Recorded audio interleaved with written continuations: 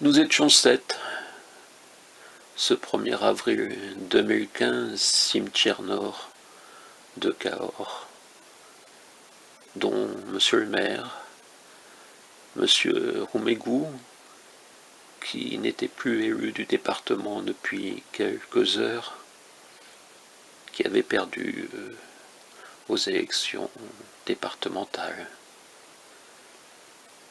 plus 5 professionnels de l'inhumation. Frédéric était mort, était dans un cercueil.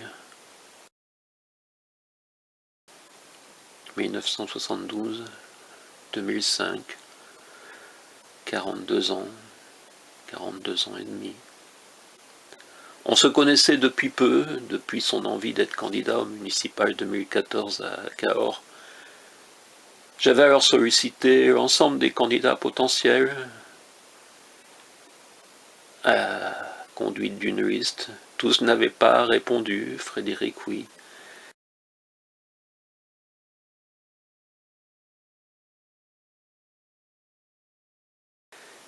Puis nous étions vus. J'étais fréquemment sur Cahors à cette époque-là. Nous avions souvent parlé d'édition, de vie. Il s'était confié à moi sur certaines choses de sa vie, sur ses envies d'être vraiment écrivain. Il avait publié 3 livres. Voilà, j'en ai 2 de ces livres. Thierry Ardisson l'avait promulgué premier SDF écrivain, mais lui ne voulait pas rester enfermé dans l'image du SDF. Il n'était plus SDF, il avait un logement et il voulait devenir écrivain, parce qu'il savait qu'être écrivain c'est un long chemin. Je m'étais promis, devant le cercueil de Frédéric, là où j'ai déposé, sur lequel j'ai déposé une rose, oui, une rose,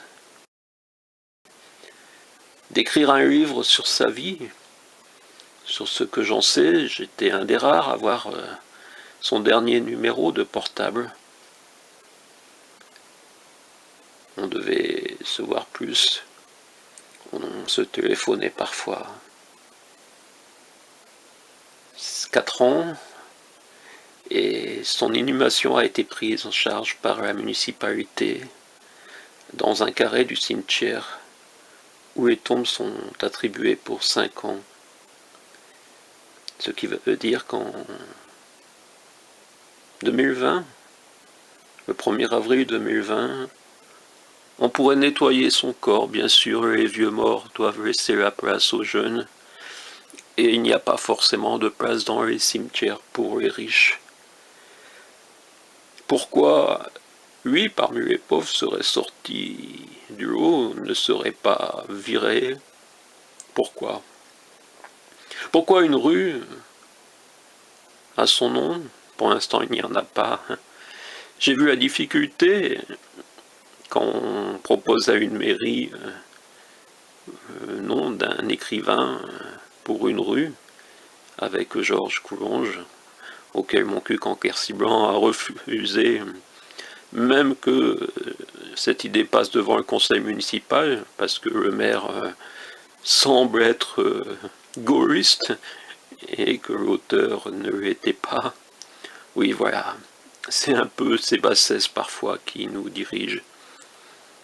Donc voilà, je dis à monsieur le maire de Cahors, puisque Frédéric y a vécu les 10 dernières années de sa vie et qu'il a eu ce projet, forcément il savait qu'il y avait peu de chances d'aller au bout, de trouver assez de colistiers, de personnes prêtes à s'engager. Il savait aussi la manière dont on l'utilisait dans les médias, il savait que lui utilisait les médias. Mais il s'est rapidement aperçu aussi qu'on l'enfermait dans le rôle de ce SDF écrivain. Voilà Frédéric, je pense que je n'écrirai pas de livre sur toi. Je le dis aussi pour ses quelques proches. Depuis la vie, il m'a emmené dans d'autres cimetières. Voilà, je ne vais pas raconter ma vie, mais je sais que c'était la première fois dans cette région que je me rendais ainsi à la descente d'un cercueil dans une tombe. Et depuis, oui, depuis. Donc voilà Frédéric, c'est un petit salut. Il restera cette vidéo, mais j'avais envie de parler de toi. Voilà, 4 ans plus tard. Tant que je peux encore parler un peu de quelques personnes. Il y a peu de personnes finalement qui le méritent, et toi, ouais, tu avais envie de devenir écrivain. Et je vous conseille donc de lire ce qui nous a laissé. Voilà, il aurait voulu être son propre éditeur ensuite, je ne vais pas vous en dire plus. Mais voilà, c'était comme ça.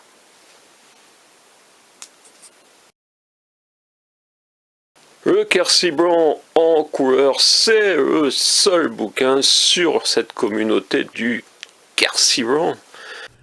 J'ai 25 ans. Nous sommes 3 dans un bureau. Le directeur informatique en a une quinzaine en plus et le petit chef approche la cinquantaine. Je n'ai jamais su leur âge exact. Je souris et retiens au bord des lèvres.